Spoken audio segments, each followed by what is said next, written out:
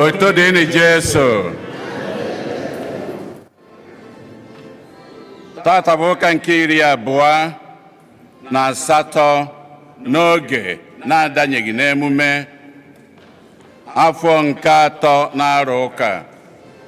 Igbo Catholic Community ji obi aṅụrị ekene ezinụlọ anyị niile na ndị ọbịa niile nọ n'ime ụlọ ụka anụnwa tata na ndị niile nọ ebe dị iche iche n'akụkụ ụwa niile anyị na ha ga-achụ aja Mass tata. Na aja nke Mass tata, ndị Knight of St. John International Ladies Auxiliary na-enye Chineke ekene na-ayọ ebere ya na nchekwaba ya n'isi ndị Knights ha na ha nwa n'onwe ha bụ ndị ladies, ka Chineke na-edu ha na-agọzi ha. Ịma na Tony Ikeburu na-enye Chineke ekele na-asị happy birthday n'isi Somadi na Oje Ezinne Akudinobi, gịnị ka Onweringo na Chinua Ụkwụanị, na-ayọkwa ka Chineke na-agọzi ihe niile ha bụ n'obi etu o si were masị ya. Philomena Chinyere Ọkpara na-enyekwa Chineke ekene na-ayọkwa ọlụ ọma Chineke na-ekene ihe n'isi Fidelia Ọkpalugo, ụmụ ya niile na ụmụ ụmụ ya, ka Chineke na-agọzi ha. Franka Ọkpalaire na-asị happy birthday na-enyekwa Chineke ekene n'ụzọ pụrụ iche n'isi Ijeọma Nwosu, na-ayọ ka Chineke were good health na ogologo ndụ were jaa ya mma.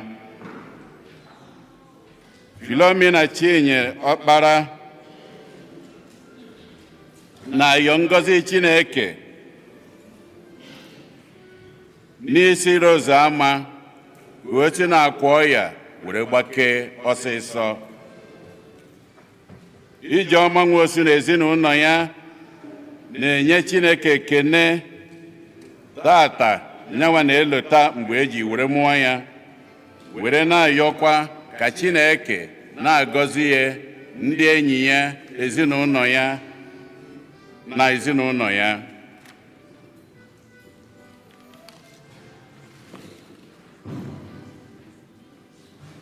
Chibụzọ na Amanda Aniebona, ndị ezinụlọ ha ndị nke agbara akwụkwọ nnyaa, na-enye Chineke ekene ka mgbamakwụkwọ ha si were gaa ọfụma na-enweghị nsogbu. Beatrice Amanze na-enyekwa Chineke ekene n'isi ụmụ ya ndị nke Chineke mere ha wee si Nigeria were bịakwa n'obodo anụnwa, wee na-ayọkwa na ihe niile ha bụ n'obi ka Chineke gọzie ya. Ezinụlọ Ọkọlue na-asịkwa happy birthday n'isi Ifeọma Chukwunọlụ na Chukwunọnso Ọkọlue, na-ayọ amara Chineke, ngọzi ya na odudu ya n'isi ụmụ ha niile. Helen Egbuniwe na-asịkwa happy birthday n'isi Ijeọma Nwosu, na-ayọ ngọzi Chineke, amara ya na nchekwaba ya n'isi ya.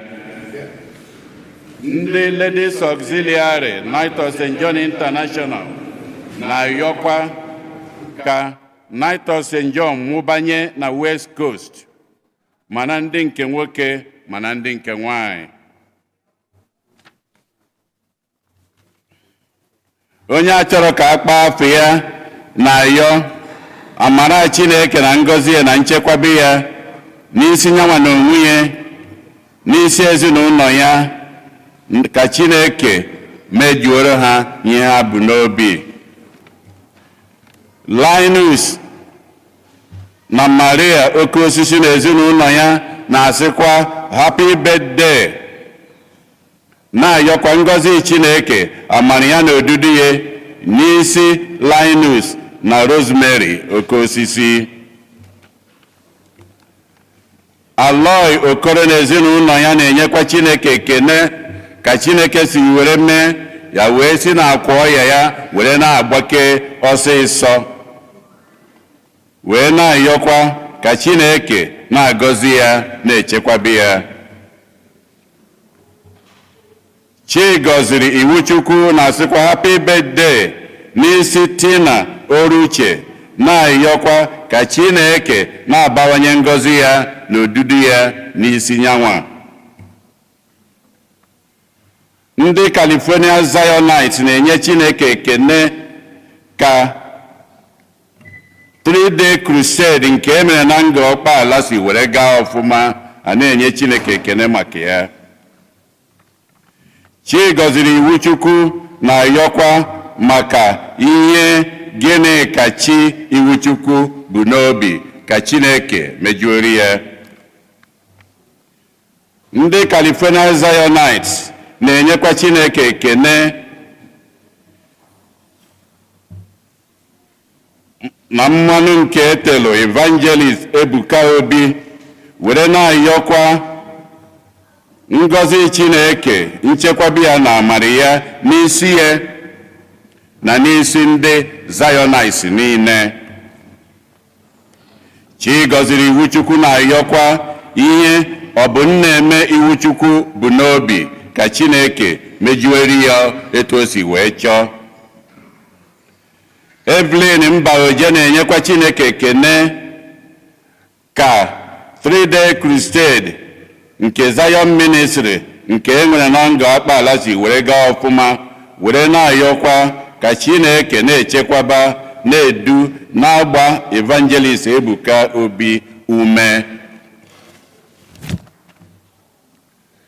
O si na Stella Ofondo na-enyekwa Chineke ekene ka Chineke na-echekwaba na-edu Kenechukwu Ofondo onye nke na-elota mgbe o ji were mụọ ya tata. Ezinụlọ Frank Eze na-enye Chineke ekene n'isi Frank Eze onye nke ụbọchị a mụrụ ya danyere tata were na-ayọkwa ka Chineke na-agọzi ndị niile amụrụ tata wee bụrụ birthday ha, ọkachasị Ijeọma Nwosu ka Chineke mara ihe dịrị ha mma ka o were jaa ha niile mma, ọkachasị arụ ike na nchekwabe ya etu osi Chineke si wee chọọ. Ndidi Obi Mbanugo na-ayọ maka mkpụrụ obi mamụ ya Clara Nwando Obi arịbụa o ji wee rapụ ụwa nke a. Maxwell Ogeoke na ezinụlọ na-ayọ maka mkpụrụ obi Jude Ogeoke. Eukeria Inye Asọ na-ayọ maka mkpụrụ obi Rosaline Iwuala. Aloysius na Eukeria Udeze na-ayọ maka mkpụrụ obi Selina Udeze na Cecilia Eze. Ka mkpụrụ obi ndị a niile nwụrụ anwụ anyị kpọpụtalụ ka mkpụrụ obi ndị niile kwenụ gara aga. Onye isi nchụaja na aja nke maasị anyị tata bụ ụkọchukwu Benedict Ọnụkwufọ. Kịta ka anyị niile kwụrụ ọtọ were aṅụrị na okwukwe tiekọta ọnụ na ukwe. 22.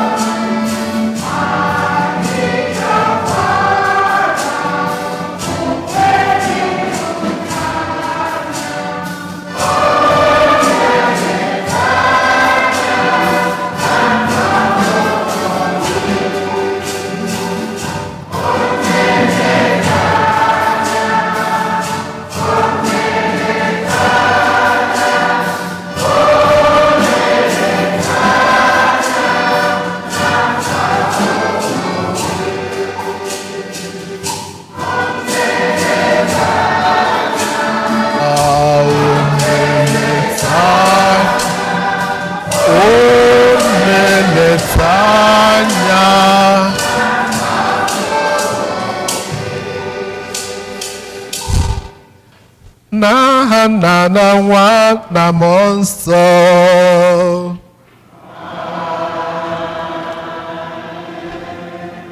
Ka amara nke onye nwe anyị Jesu Kristi na ịhụnanya nke Chukwu na mmekọrịta nke Mmụọ Nsọ dịrị unu niile.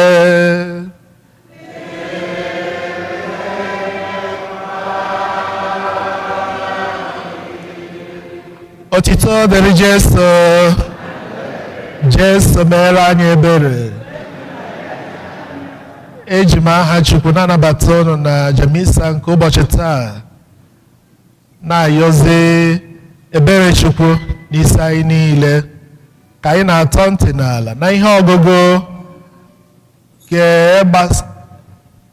isi ya wụgene inye ekele, inwe obi ekele maka ihe ọma niile Chukwu na mmadụ ibe anyị na-emere anyị.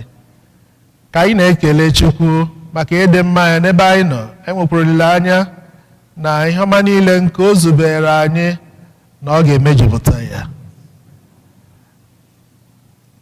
Ụmụnna, iji kwado onwe anyị nke ọma maka nnukwu emume nke Eucharistia, ka anyị kwupụta na nju anyị gaa.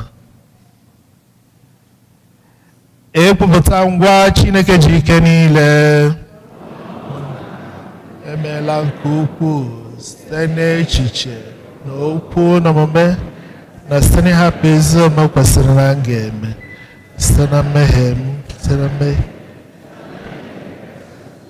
ya ka m ji ayọ Maria dị Ngọzi Virgin ọkpụ na ndị mmụọ ọma na ndị nsọ niile na na ụmụnne m kọrọ ya bara masịba Chukwu anya. Ka Chineke ji ike niile mere anyị ebere, gbaghara anyị njọ anyị, gaa weduru anyị ruo na ndụ ebighị ebi. Onye nwe anyị mee ebere. Kristi mee ebere. Onye nwe anyị mee ebere. Otito dịrị Chineke n'elu kacha elu.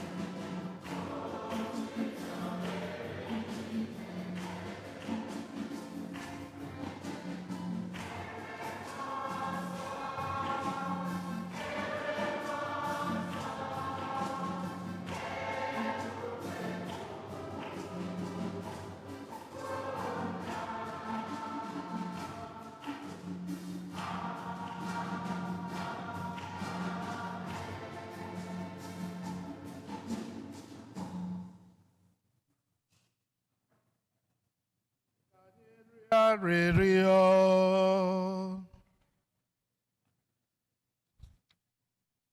Osebere ụwa biko nye anyị amara gị nke ga-enyere anyị aka na-akwado anyị ka anyị wee na-enwe agụụ imeso uche gị site na dị nwe na Jesu Kristi bụ nwa gị oge na na mmụọ nsọ na-adị na-achị Chukwu site n'ụwa tụ ụwa niile. Amen.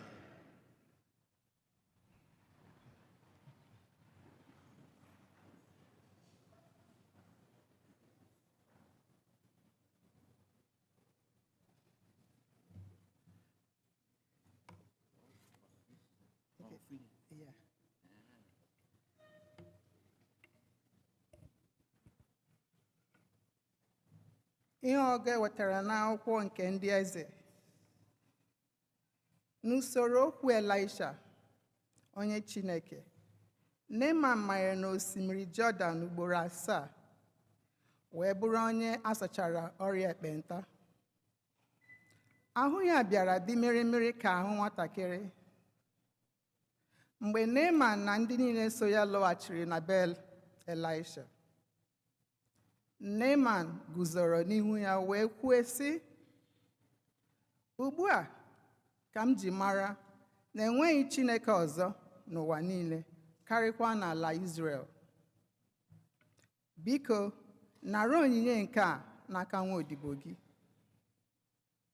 Ma Elisha zara ya sị, n'aha Chineke dị ndụ onye m na-agbara odibo, agaghị m ana gị ihe ọbụla. Ọ bụ n'ezie na Neeman resịrị ya ike, ma Elisha jụrụ ajụ. Neeman were kwuo sị, ebe ị na-ekweghị anara m ihe ọbụla, kwenụ ka ekponye m aja si n'ala unu. Aja ịnyịnya ibu 2 nwere ike ibu. N'ihi na nwaodibo gị enweghị ike ịchụnyere chi ọzọ aja nsure ọkụ ma ọ bụ ụdị aja ọbụla. Ọ bụ sọ Chineke ka m ga-achụnyere aja. Okwu nke osebụla ụwa. Abụ ọma na azịza. Azịza. Onye nwe anyị egosila mba niile nzọpụta ya.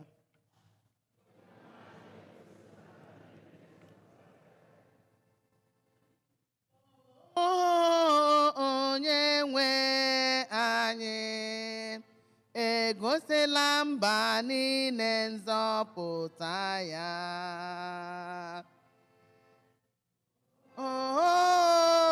Onye nwe anyị egosila mba niile nzọpụta ya. Kwere na onye nwe anyị ukwu ọhụrụ, n'ihi na ọ rụọla ọrụ ebube. Aka nri ya dị asọ ewetala nzọpụta. Azịza.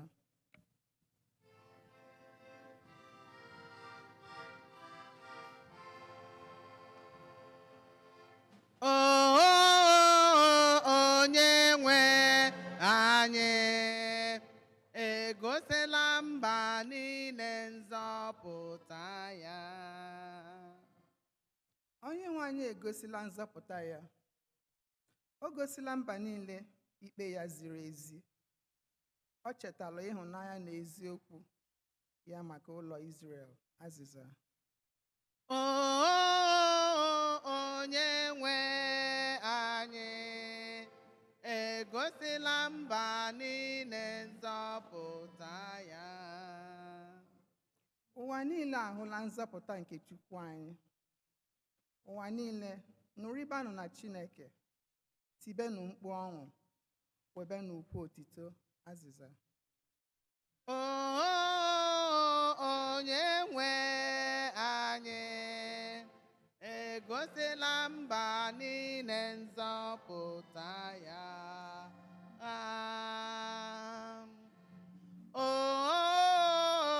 Onye nwe anyị egosila mba niile nzọpụta ya.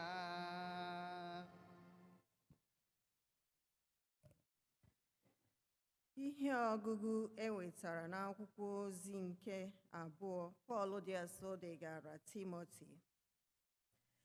Chetakwa ozi ọma ahụ m na-ebugharị na Jesu Kristi, onye bilitere n'ọnwụ si n'agbụrụ David bulite. Ọ bụ n'ihi ihe a ka ejiri boo m ahụhụ n'isi, ke na ekere m agbụ ka asị na emere m ihe a na-emebeghị. Mana ha enweghị ike ozi Chineke agbụ.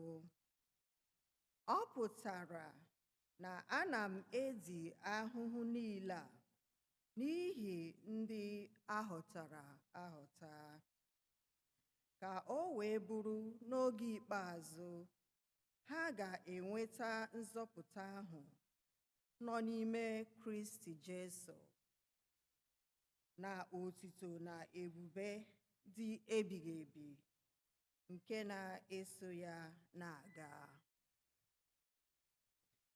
Ihe a bụ okwu anyị kwesịrị ịdabere n'elu ya. Ọ bụrụ anyị esoro ya nwụọ, ọ pụtara na anyị ga-eso ya adị ndụ. Ọ bụrụ na anyị ejigidesie okwukwe anyị ike ruo mgbe ngwụcha, anyị ga-eso ya achị. Ọ bụrụ anyị agọnarị ya, ọ ga-agọnarị anyị. Ọ bụrụ anyị ekwesịghị ntụkwasị obi, o kwesịrị ntụkwasị obi, maka na o nweghị ike ịgọnarị onwe ya. Okwu nke osepụwa.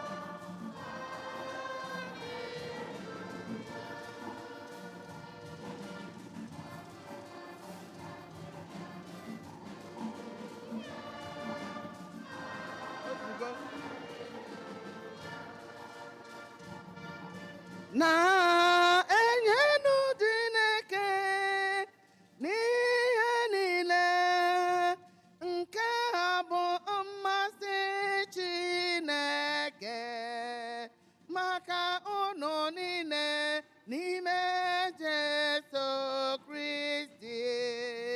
Aleluya, aleluya.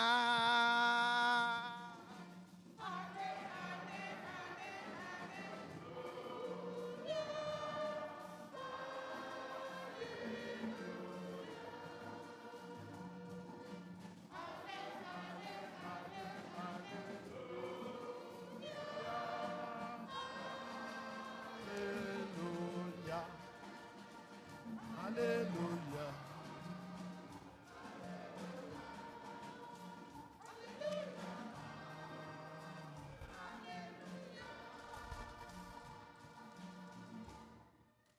Onye nwe anyị nọnyere unu.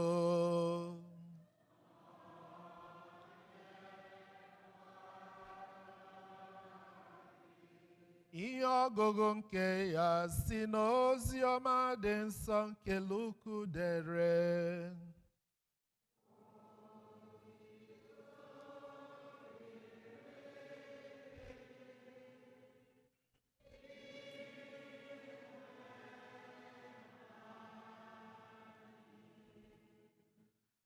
Otu mgbe Jesu si n'agbata Samaria na Galili na-aga Jerusalem. Mgbe ọ na-abanye n'otu obodo nta, ndị ekpenta 10 zutere ya. Ha guzopụrụ iche wee kpọọ sị, "Nna anyị Jesu, meere anyị ebere."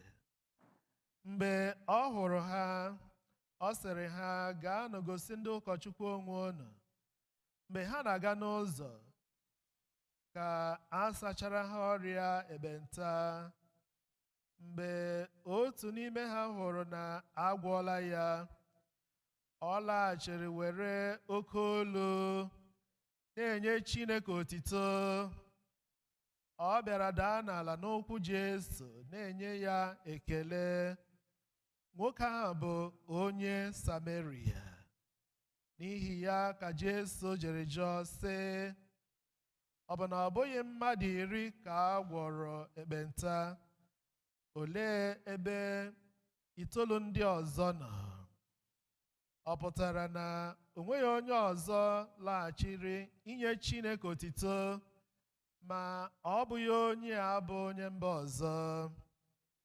O wee sị nwoke ahụ, "Bilie, gaa nke gị, okwukwe gị azọọla gị." Ozi ọma nke osebụla ụwa.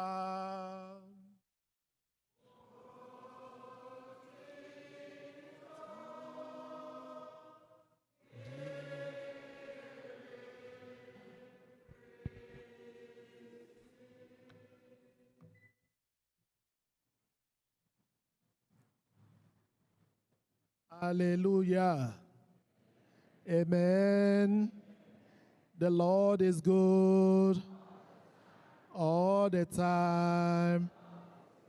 Ị gakwa buru hallelujah buru, para hallelujah para, pagara Chineke onye ọma ihe ahụ mere anyị, ọnụ m apụghị ịkọ ya.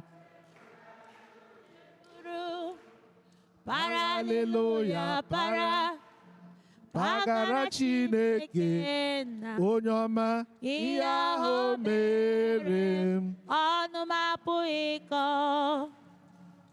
Ị gakwa eburu hallelujah eburu, para hallelujah para, pagara Chineke onye ọma ihe ahụ mere m, ọnụ m apụghị ịkọ ya. Eburu hallelujah eburu, para hallelujah para, pagara Chineke odogwu n'agha ihe ahụ mere m, ọnụ m apụghị ịkọ ya. In Jesus' name. Amen. Amaghị m ma onwe na onye imere ọgọ, onye imere ihe ọma, ana ka anyị ji wụrụ mmadụ ịmara na gị mere mmadụ ihe ọma, ị gakwa achọ ka onye ahụ bịa sị, "Dede, imere gịnị?" Imere. Ama m imere mmadụ ihe ọma mbụ, onye ahụ agbachi gị nkịtị, just n'ime obi gị na-echekwele. Aka ị na-echekwere n'ime obi gị, ma enwene onye imere ihe ọma, onye ahụ echezọ, ka m kwuo ya si, echezọ ikele gị, o nwekwele na onye mere gị ihe ọma ga-echezọ isi onye ahụ, "Dede, imere gịnị?" Imere.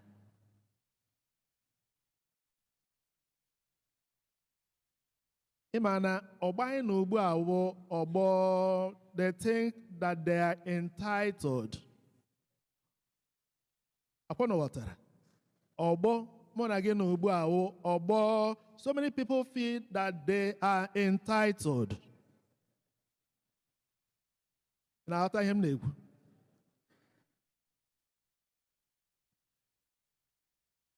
o nwere ike nga nọ nga ugbu a ụra atụga gị, ihe ụra ji atụga gị wụ ịrụ na 25 gene hours.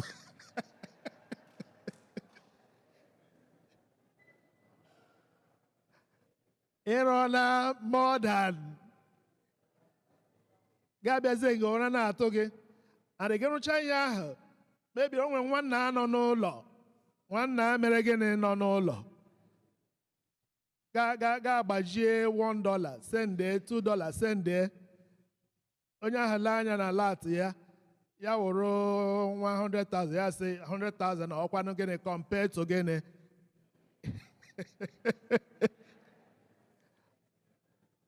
Onye m ji kwuo sị ọgbọ anyị na ugbu a wụ ọgbọ they feel that they're entitled,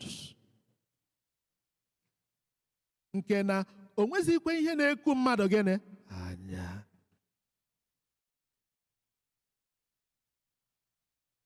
Mana Sọnde taa, ihe ọgụgụ taa a na-arụtụrụ anyị aka kpụrụ okwu a, gratitude, to be grateful, and not just ordinary gratitude, but a gratitude expressed through appreciation in a concrete gịnị way.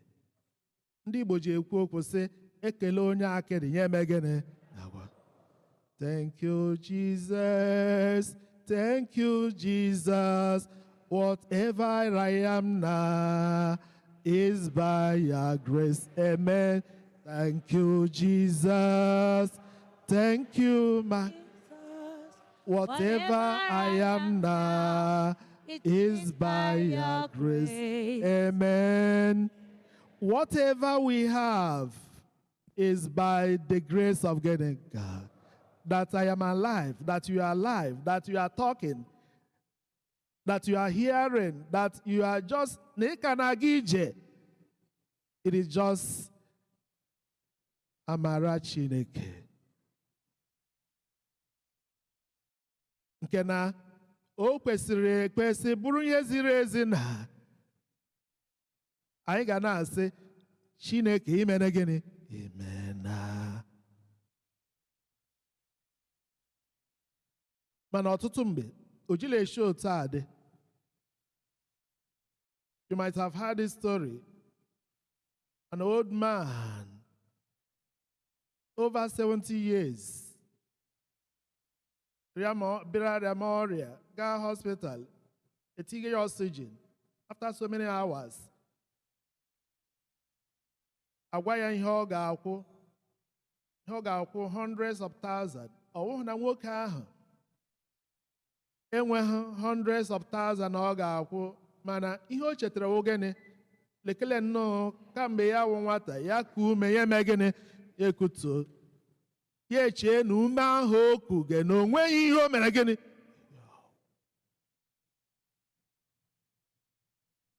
Often little favors from God, from our neighbors, onweghị ihe anyị na-eji eme gịnị.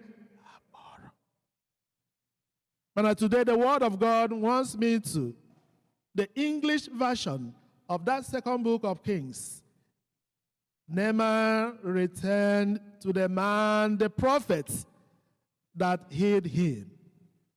Ọ gara njem buru ihe dị ahụ iji kelee onye gboro ya gịnị ọrịa.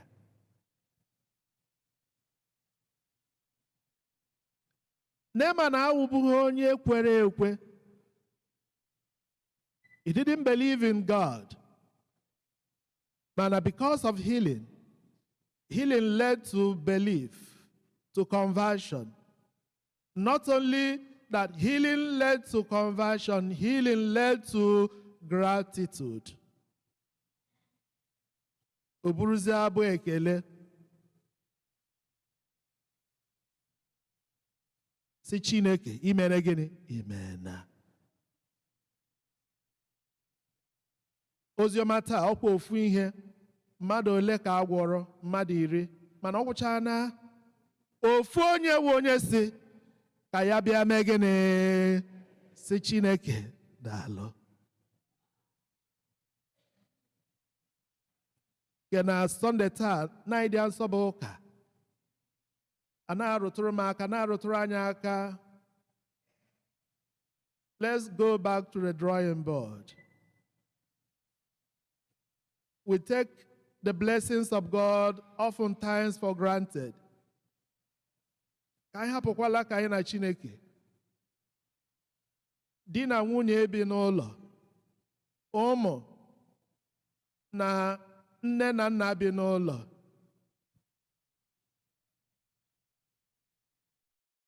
ihe nne na-emere ụmụ, ihe nna na-emere ụmụ, ụmụaka o ji oku ha anya, ha na-anọkọta nnọọ ha sị ai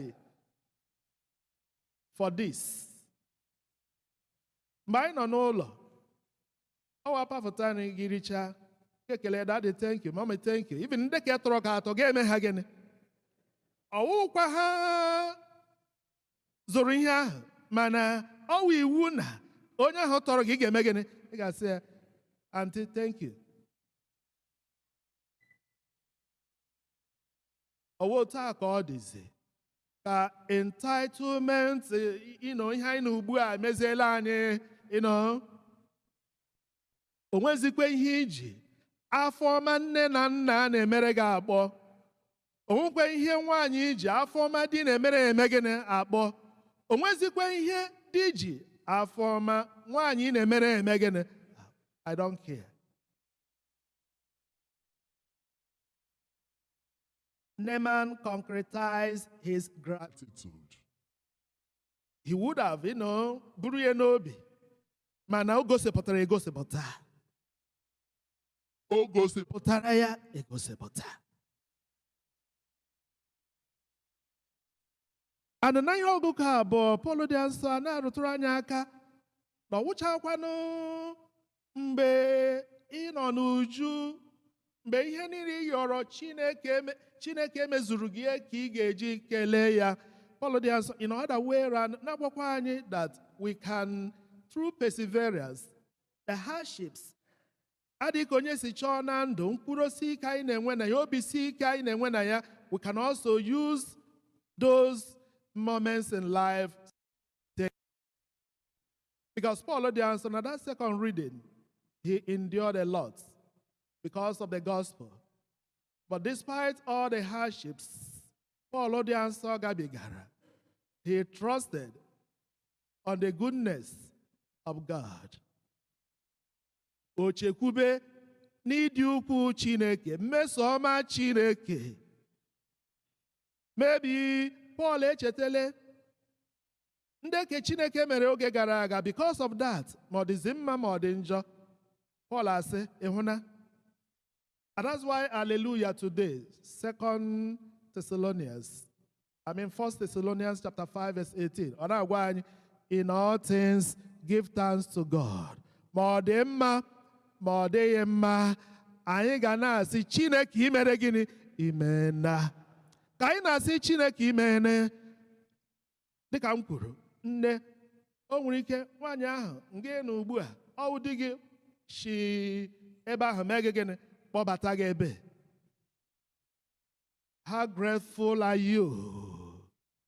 How grateful are you? Nne na nna o nwere ike ọwụ nwaanyị shi ebe ahụ kpọfete that man ebe. How grateful are you?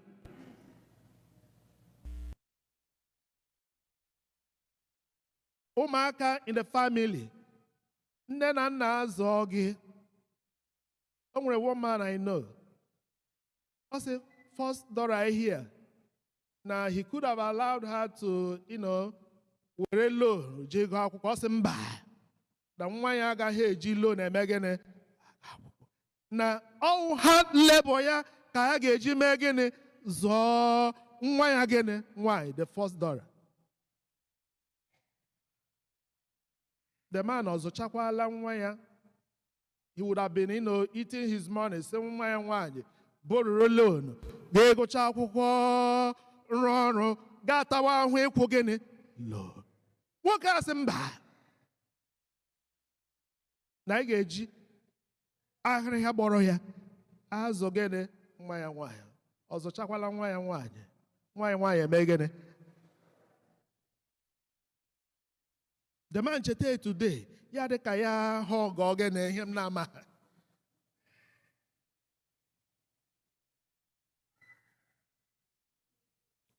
Ka Chukwu nye mụ na gị abụọ obi eji enwe gịnị ekele, obi ekele, ka anyị ghara ibi as if the generation we are, we're entitled for everything, even though we are entitled for it. Mana onwe ihe dị ka onye ahụ mere gị gasị ya dede m ịgbalị ala. Ka anyị na-enwe ụdịrị mmụọ na anyị na-ayọ Chineke ji ike niile ka izu a ọ kpọbatara anyị ka ọ bụrụ izu nke ga-adịrị nwoke mma, dịrị nwaanyị mma, ugo bere, egbe bere, ibe ya mee gịnị bere. Ka ihe ọma niile Chineke zubere anyị dododo anyị na-ayọ Chukwu ka ọ bịa na mmejupụta n'isi anyị niile n'aha Nna na Nwa na Mmụọ Nsọ. Amen.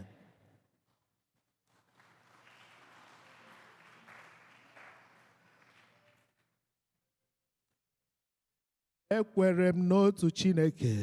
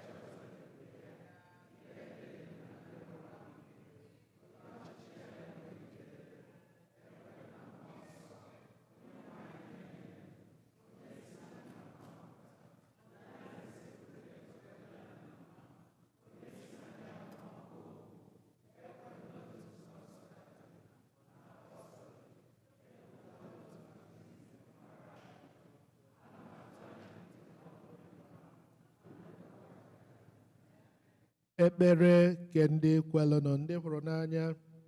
A na-ekele Chukwu maka ohere ọma o nyere anyị isonyekwe n'ọgbakọ ekpere a, ka anyị sizie n'ekpere nke ndị kwere nọchie mkpa anyị n'iru Chineke onye bụ sọ mma. Zitere anyị amara, tụkwasị ya ngọzi. Chineke biko, Nna m zitere anyị amara. Tụkwasị ya ngọzi. Chineke biko, Nna m zitere m amara.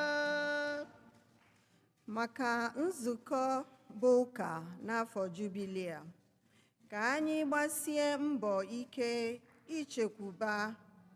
ichekwaba ebe niile dị na Jerusalem na nsọtụ ya, ka ndị niile wepụtara onwe ha ime nke a nwetakwazie nchekwaba. Anyị arịọ gị dị nwe anyị.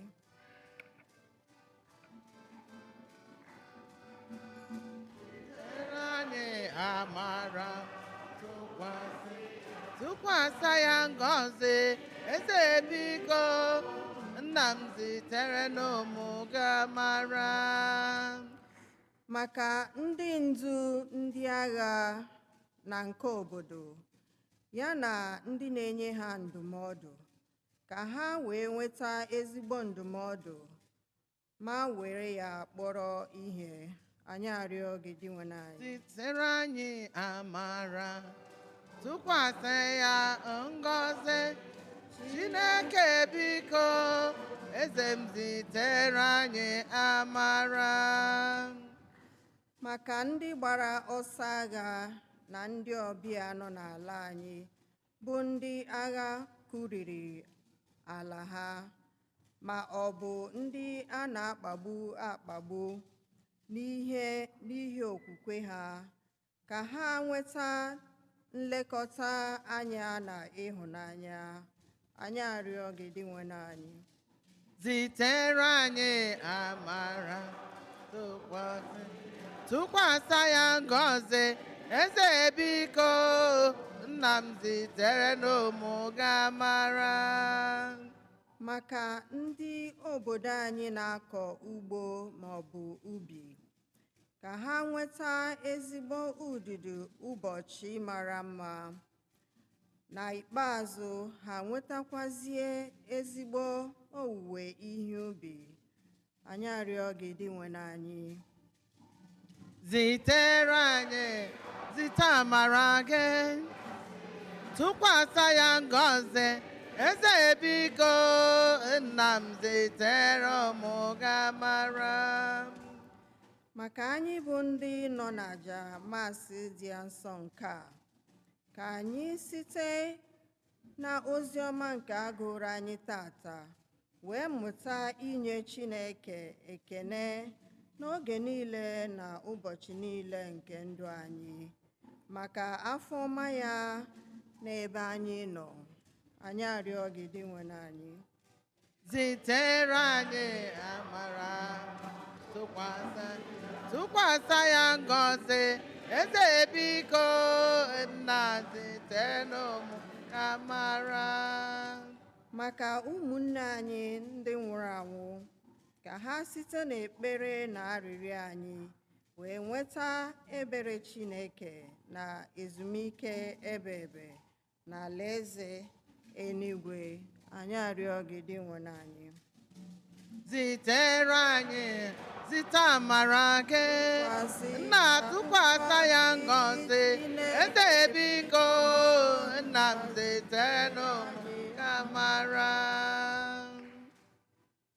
Ngwazienụ n'ime obi anyị dị iche iche ka anyị jizie okwukwe na ntụkwasị obi kọsara Chineke ihe ndị ọzọ na-akpa anyị.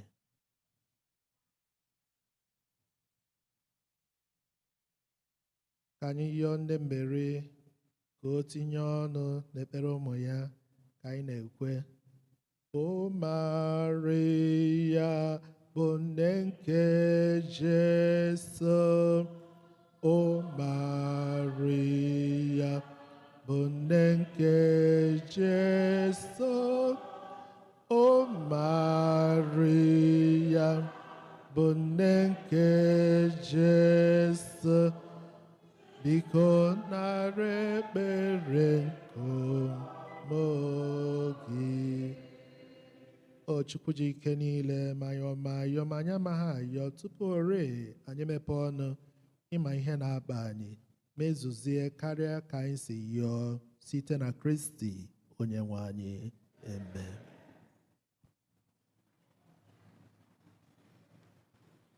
Number 124, 124.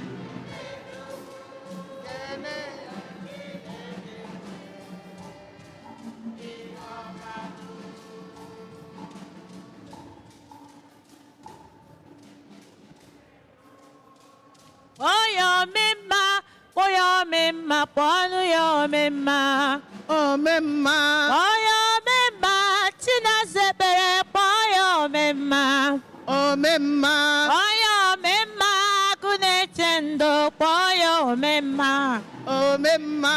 Oyo mema. O mema. Oyo mema. O mema. Oyo mema. O mema. Oyo mema. O mema. Oyo mema. O mema. O mema. O mema. Onu yo mema o mema chinazaga bere. O mema. Oyo mema. O mema chineyendo yoma. O mema. Onu yo mema. O mema. Oyo mema. O mema. Oyo mema. O mema. Oyo mema. O mema. Onu yo mema chineyendo oyo mema. O mema. Onu yo mema chinazaga bere oyo mema. O mema. Onu yo mema onyere kindo onu yo mema. O mema. Onu yo mema oyere kinwa onu yo mema. O mema. Obadu yo mema. O mema. Onu yo mema. O mema. Onu yo mema. O mema. Onu yo mema. O mema. O mema. O mema. O mema eh. O mema chata besike kwa gebo mema le. O mema di wanyi simbe kwa gebo mema eh. O mema nye mworo hosige gebo mema le. O mema. Adoyo mema eh. O mema. Adoyo mema le. O mema. Adoyo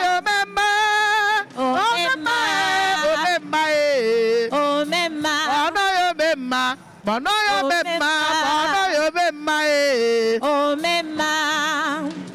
Kenere chimo. Asingi kenere no chimo na chimemela.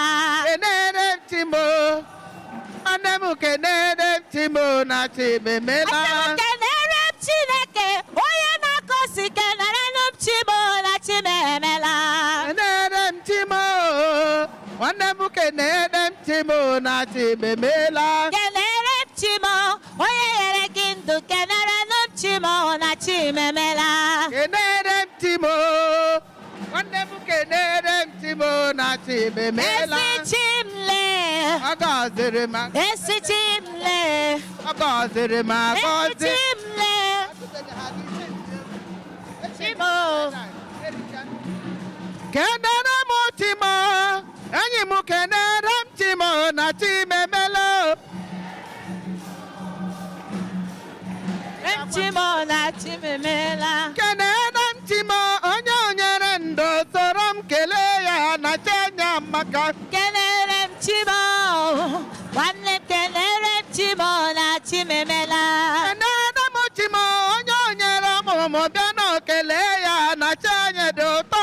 Kenere chimo. Asị gị kenere chimo na chimemela. Kenere chimo. Ụmụnne m kenere chimo na chimemela. Kenere chimo nwanne m kene na chimemela. Ndị nne na ndị nna asị m biko kenere chimo na chimemela. Kenere chimo nwanne m kenere chimo na chimemela. Ụmụ okorobịa asị m niile kenere chimo na chimemela. Kenere chimo nwanne m kenere chimo na chimemela. Ụmụ agbọghọbịa bile n'ọtọ n'ụgbara chimegwu na chimemela. Kenere chimo nwanne m kenere chimo. Kelee Chineke jaa ya mma. Ọgbakọ.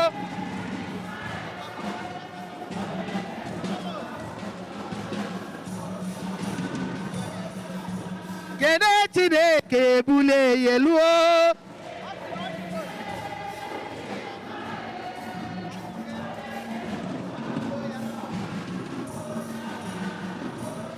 Kelee Chineke janụ ya mma mma.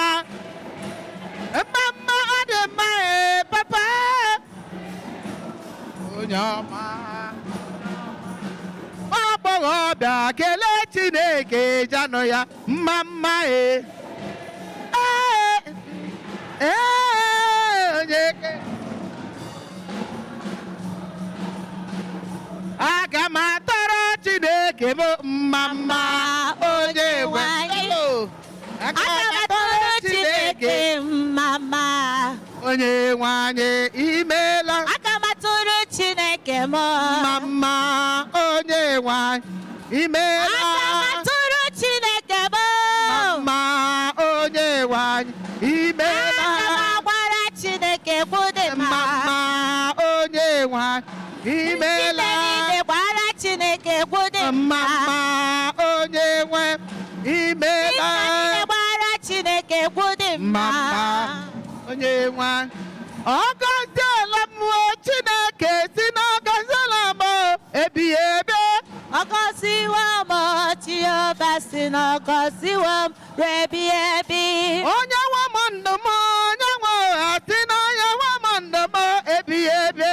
Ọ gọziwo m Jehova si na ọ gọziwo m ruo ebighị ebi. Ejisi m lele. Ọ gọziri m Ejisi m lele. Ọ gọziri m Ejisi m lele. Ọ gọziri m Ejisi m lele. Ọ gọziri m Onye na-eme mma.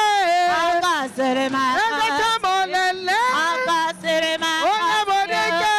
Ọ gọziri m Ejisi m lele. Ọ gọziri ezi Chineke nna m. Gọziri m agọzi. O Jehova mee. Gọziri m agọzi.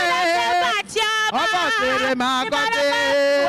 Ọ gọziri m agọzi. Ọ gọziri m agọzi. Ọ gọziri m agọzi. Ọ gọziri m agọzi.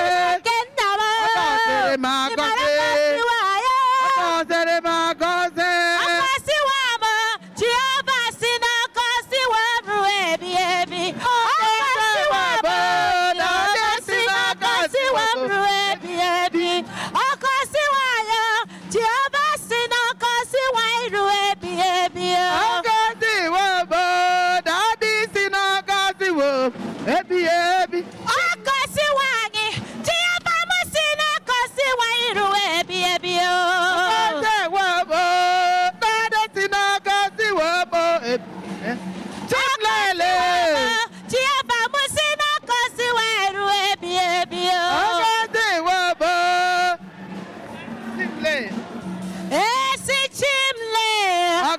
gọziri m esi agọzi. chimle Gọziri m esi agọzi. Chineke nna m Gọziri m agọzi. esi Unu chimle gọziri m akụ na-eche mmadike Gọziri m agọzi. chimle Gọziri m ọkọsiwa agọzi. ọkọsiwa ọkọsiwa Gọziri m agọzi. chimle Gọziri m agọzi. ọkọsiwa Gọziri m agọzi. chimle Gọziri m agọzi. Gọziri m agọzi. ọkọsi Gọziri m agọzi. esi Gasị mefela ya. Ọ gị ga-emere m ihe ọ na-emere m. Ị ga-asị chimle ya ọ na-eme mma emenwere m ihe m na-arịọ ọnụ ya o. ị ga-asị m efere ya ọ gị na-emere m ihe ọ na-emere m ị ga-asị m efere ya Ụbọchị na emenwere m ihe a na-eme. ị ga-asị m efere ya ọ gị Emenwere m ihe m na-arịọ ọnụ ya o. Ị ga-asị m efe. ọ gị na-emere m ihe ọ na-emere m ọkụ nara aja mewara n'ubi ihe m nara ya Gasị mefela ya ee. Ọ gị ga-emere m ihe ọ na-emere m. Jehova nna m enyewe ọnụ m nwa m na-ayọ ya Gasị mefela ya.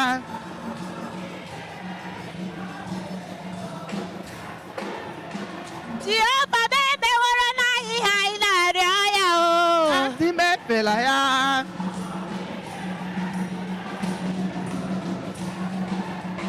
O nyere m nwa, onye m nwa, nyekwasa m ọzọ. Ị ga-asị m efela ya. ọ gị na-emere m ihe ọ na-emere m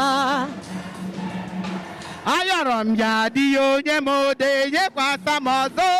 asị m efela ya ọ gị na-emere m ihe ọ na-emere m ị ga-asị m efela ya Kedu ihe m ga-enye gị Chineke? Ọma mma mmazuru agbada nketa ihe gị n'agha. Ọ bụ onye ga-akọchasị ya mmeso ọma Chineke? Afọ ọma ka m jere bịa n'eruge Chineke.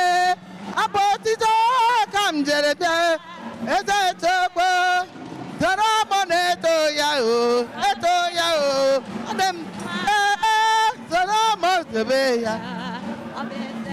Ndị nke Chineke bi ya nọ. Ihe Chukwu mere m n'ebe m nọ o. Soro m tochakwa mgbe niile m bekọrọ gị na-aza m eleghị anya n'azụ. N'ime mkpa m ka m bekọrọ gị ọkwa ịzara m o Chineke onye dịka gị ezi igwe onye o abụ otito tiwe kelee gị chọkwa nna m abụ otito eji o Chineke ede mma ebube gị. Children of God, we will sing hallelujah. Sing hallelujah to the Lord Father. Hallelujah, hallelujah, hallelujah, hallelujah.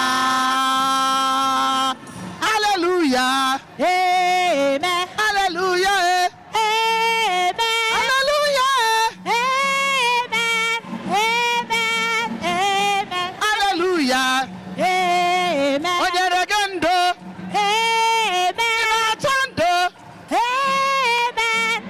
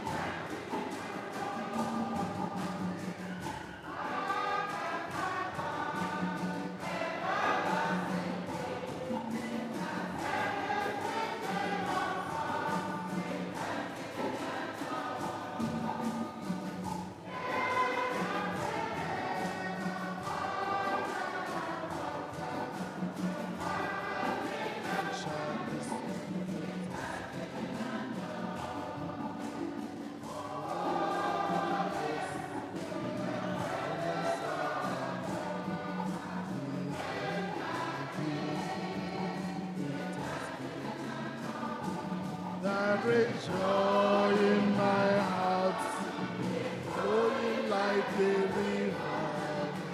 Praise the Lord with thanksgiving and love. Joy in my heart, flowing like a river. Praise the Lord.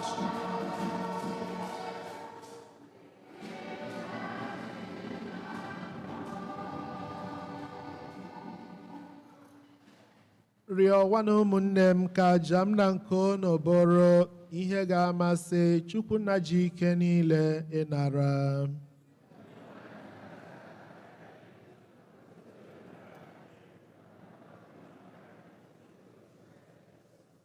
Onye nwe anyị biko nara onyinye na arịrịọ nke ndị kwerenụ site na aja nke ya dị nsọ na ofufe nsọ nke anyị na-efe gị, mee ka anyị bata n'otito nke eluigwe site na Kristi onye nwe anyị.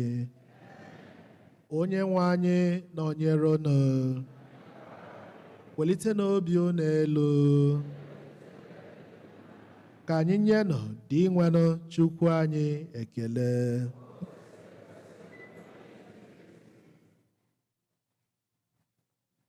O kwesịrị ezi ihe bụrụkwa ihe ziri ezi ọrụ dịrị anyị na nzọpụta anyị, na anyị ga-enye gị ekele oge niile na ebe niile dị nwenụ nna dị nsọ, Chineke ji ike niile, onye dị ụwa tụ ụwa site na Kristi dị nwenụ anyị, onye sitere n'ihe omimi nke ngafere rụọ ọrụ a dị ịtụnanya, ka e wee si na njọ na na-agbụ nke ọnwụ kpọpụta anyị, bịa kpọbata anyị n'otito nke ha, ka e mere eji akpọ anyị ugbu a agbụrụ ahọtara ahọta, ndị ụkọchukwu nọ n'ọkwa eze mba dị nsọ, ndị abatara gị, ka anyị bụ ndị isi n'ọchịchịrị kpọbata n'ihe nke gị dị ebube, na-ekwupụta aka ọrụ gị n'ebe niile.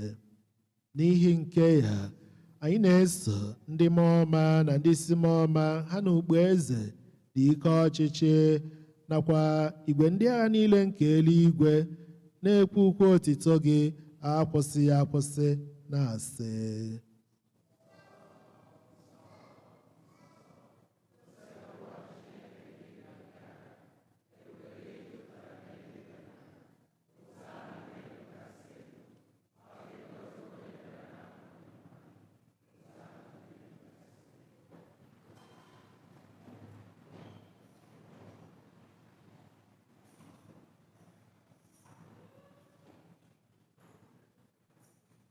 ịdị nsọ ezi ihe dị nwanụ bụrụ isi iyi nke dị nsọ ọbụla. Ya mere anyị na-ayọ ka ido onyinye ndị ya nsọ site n'ikukwasa ha mmụọ gị, ka ha wee ghọrọ anyị ahụ na ọbara nke onye nwe anyị Jesu Kristi,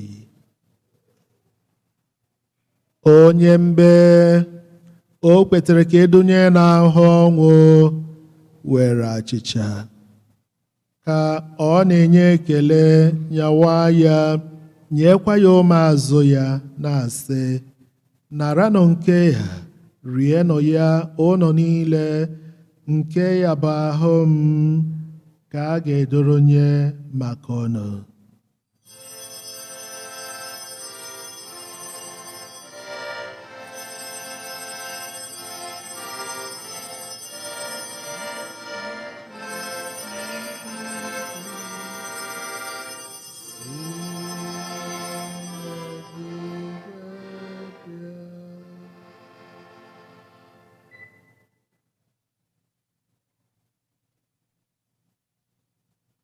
Otu akwa ka o siri mee mgbe erichara nri anyasị, o buru iko nsọ ka ọ na-enyekwa ekele, bunye ya ụmụazụ ya na-asị: naranụ nke ya, ṅụọnụ ya ụnụ niile, nke ya bụ iko nsọ nke ọbara m, nke ọgbụgba ndụ ọhụrụ dị ebighị ebi, a ga-agba ya n'ihi unu na n'ihi imerime mmadụ ka e were gbaghara njọ ga na-emenụ nke ya na ncheta nke m.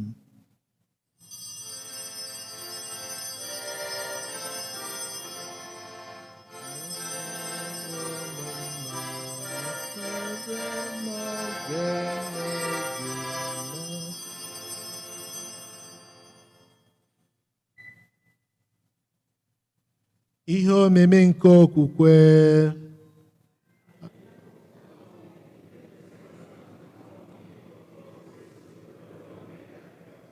Dị nwenụ, ebe anyị na-echeta ọnwụ na mbilite n'ọnwụ ya, anyị ehụnyere gị achịcha nke ndụ na iko nsọ nke nzọpụta, na-ege ekele n'ihi na ị gụnyere anyị na ndị tosiri kwụrụ n'iru gị na-efe gị.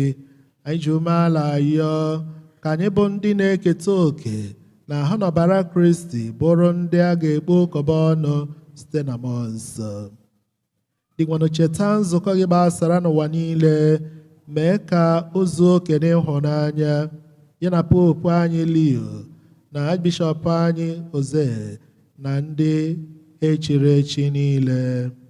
Chetakwazi ụmụnne anyị ndị ji nchekwube nke mbilite n'ọnwụ ha ụra, were ebere kpọbata ha na ndị ọzọ niile nwụrụ anwụ na ihe nke iru gị. Anyị ayọ ka ị mere anyị niile ebere, ka anyị soro Virgin Maria dị ngọzi nne nke Chukwu, nakwa Josef dị ngọzi bụ di ya, ndị apọstọl dị ngọzi na ndị nsọ niile dị mere uche gị kemgbe ụwa tụ ụwa, keta ekpe ndụ ebighị ebi. Ka anyị sorokwa ha na-eto gị, na-edo gị ebube site na Jesu Kristi nwa gị. Site na ya bụ Kristi na n'isonye ya nakwa n'ime ya na n'ịdịkọ n'otu nke mmụọ nsọ, ka nsọpụrụ na otito niile si adịrị gị, Chukwu Nna ji ike niile, site n'ụwa tụ ụwa niile.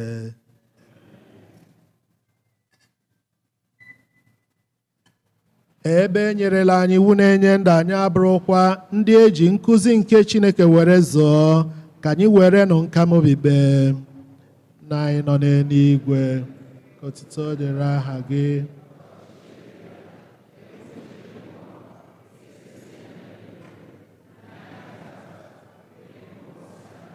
Gbaghara mmehie anyị dịka anyị si gbaghara ndị mehiere anyị, ekwela ka anyị kwee na nranye.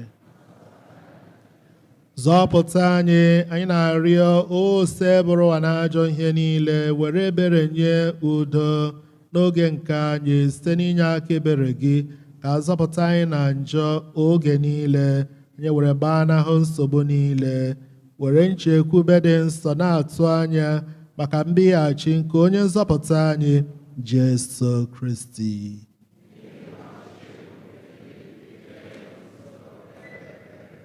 Onye nwe anyị Jesu Kristi, ị gwara ndị apọstọl gị, udo ka m na-ahapụrụ unu, udo nke m ka m na-enye unu, elekwala anya na njọ anyị gaa, kama na okwukwe nke nzukọ gị.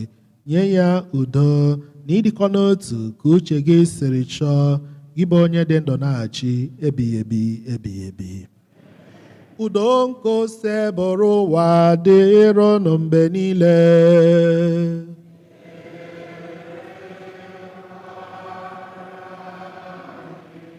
Nyeritanụ ibe unu ekele nke udo.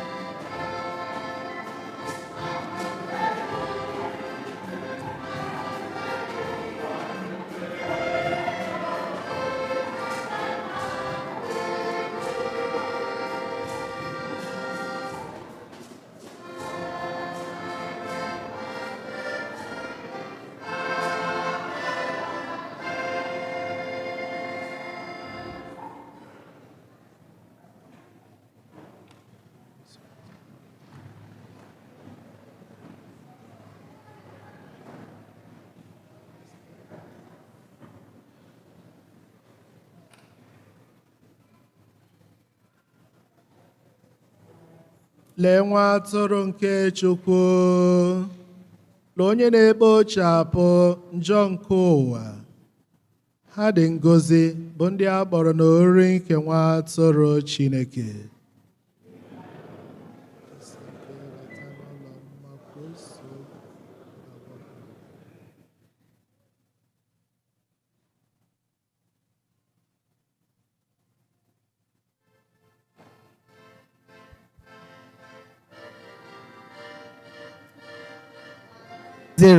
Hymn 160.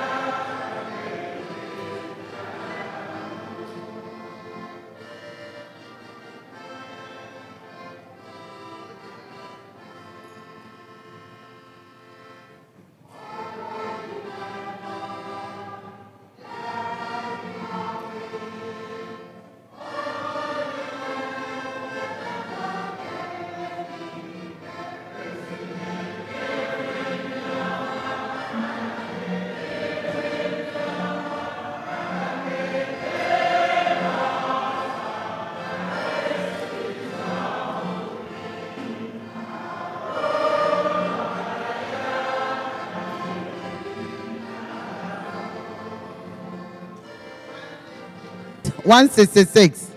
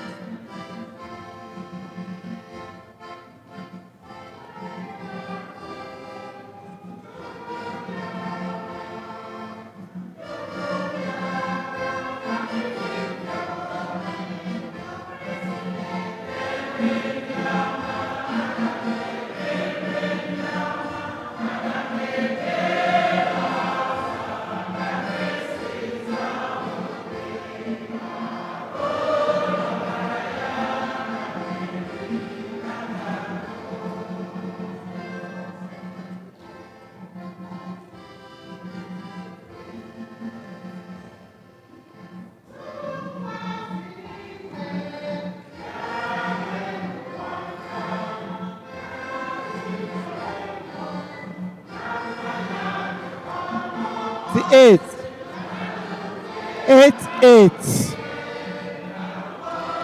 8.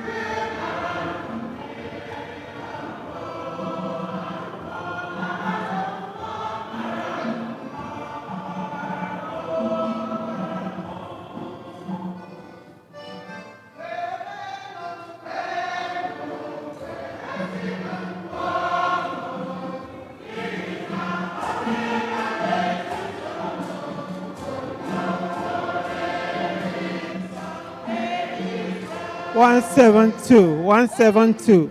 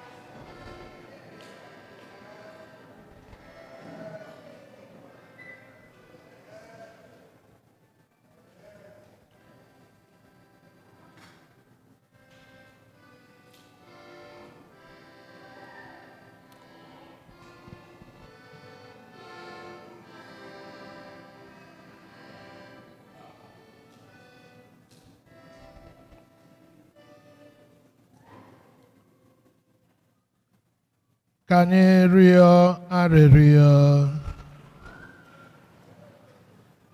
Dị nwenụ, anyị ji obi umeala rịọ ebube eze gị, otu isi were ahụ na ọbara nke a kacha nsọ zụọ anyị, dịka anyị na-ayọ si otu ahụ mee ka anyị soro rite oke n'ịbụ Chukwu nke gị site na Kristi onye nwe anyị.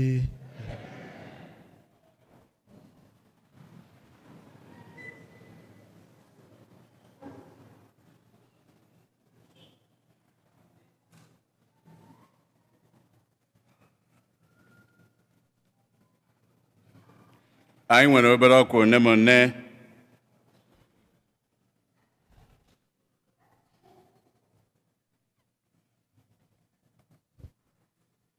November 1 ga-abụ ụbọchị Satọde, and anyị maalụ na ọ bụ ụbọchị a na-edobe asọ dịka ụbọchị ụka, mana obodo anyị nọ ya nwere ka ha si eme ya ebe ọ dị etu anwa masị ya bụzi ụbọchị ụka. However, November 1 eya aka ya a ga-enwe 8 o'clock mass ebe a ụbọchị anwa. 8 o'clock mass ka a ga-enwe.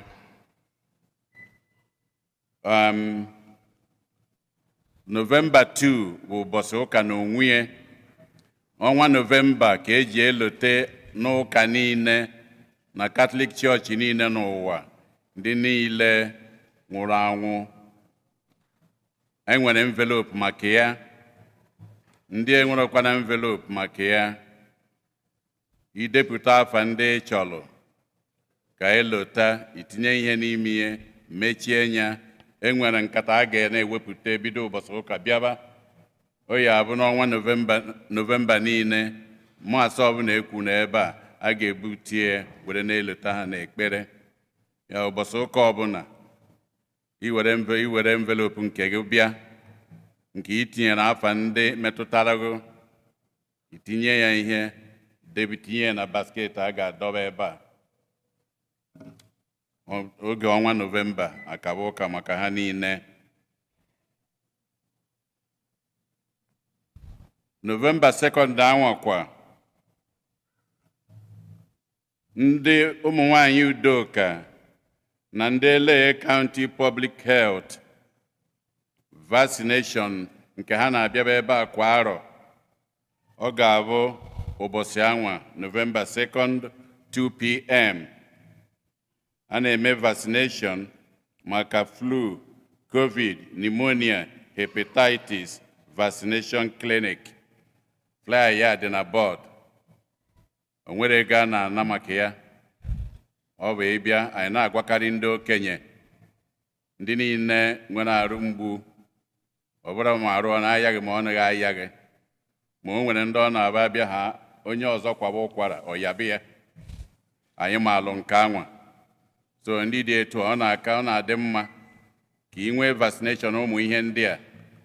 O ya abụ ọ bụrụ na ọ bịagodugu ka ọ ghara iji ike niile were bịa, ka o mee na mfe. Ọ bịa ka eji amụ ọkụ ya. November 2nd ọ ga-abụ na hall. Flyer ya dịkwa na board ka anyị buru ya n'obi. Nwere oghere anụnwa were na-akpọnitekwe ndị nke gbara akwụkwọ nnyaa bịara ụka tata bụ ụmụaka anyị bụ Chibụzọ na Amanda, wee na-ekene ezinụlọ ha Aniebona na Enuka. Chibụzọ na Amanda kwụrụ n'ọtọ ka anyị fụ unu. Ha bụ the youngest couple in town. Chibụzọ a na-amagharị. Ka anyị kụpụrụ unu ha aka. Anyị na-ekene ha wee na-asị ka Chineke ka o si were mee ọnụ nọkọta ọnụ wee bụrụ di na nwunye ofu obi anwa, ka onye eji wee nọkọkwa ọnụ ma ọ dị mma ma ọ dị njọ, wee ruo mgbe Chineke sị na o ruo na njedebe. Ọ ihe anyị na-asụ unu. Anyị ga na-elute unu n'ekpere. Daalụnụ. Agbasa ụka Nwosu Ijeọma na onwe ya amụrụ ya tata. So ọ sị agbasa anyị ncha bịawa na ebe ọ na-abụ n'ilo ebe a anyị maalụ ka anyị lotakwa ụmụaka gasịa ndị okenye anyị esobezie anyị atọgbọkwa na metọ ebe a nụnwa ka anyị gbaa mbọ hụ na anyị debere ya ọcha anyị wee na-elotekwara anyị niile ị na-edobe iwu anyị ụbọchị ụka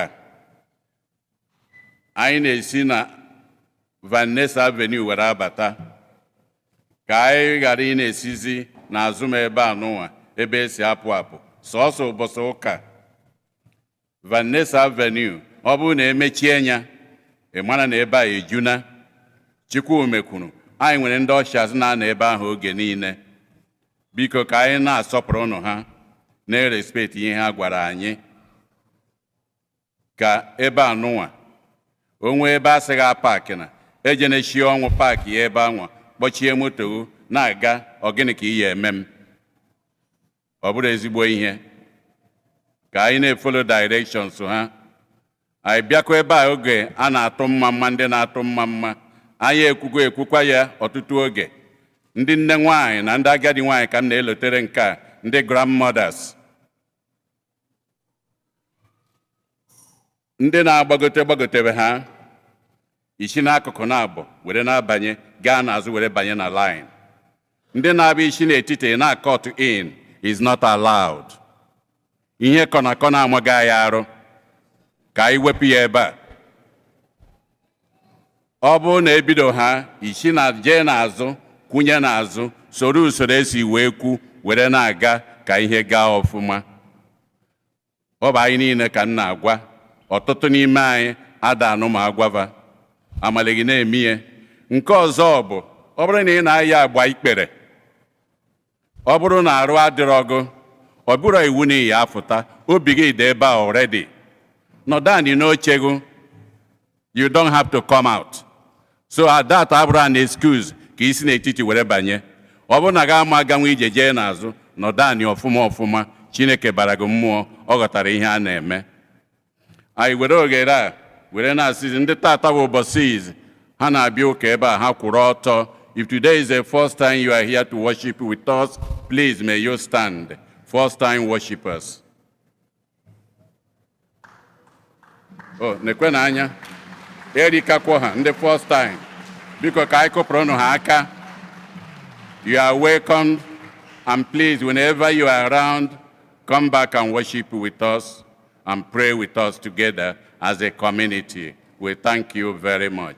Kwụrụ ọtọ na-abịa were oghere a wee na-ekenezi biko kwụrụ na ọtọ ka afọ ụnụ ndị bịara ọfụ unless ma afụgo n'anya you are okay.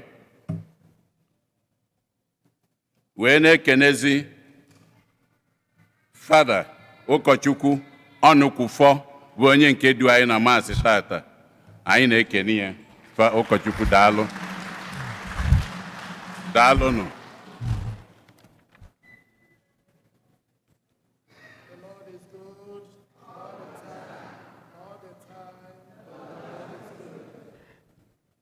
Tupu ekpere mgbasa ana m ekelezi unu na-ayọzi ka izu ọhụrụ ka ọ matụbọrọ anyị ma n'aha Jizọs. Ka anyị kwụrụ ọtọ. Onye nwe anyị nọnyere unu.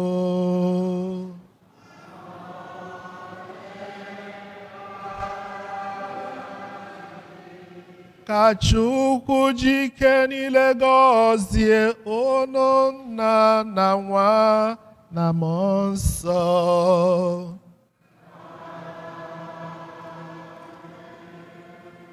Lawanụ misa gwụsịgo.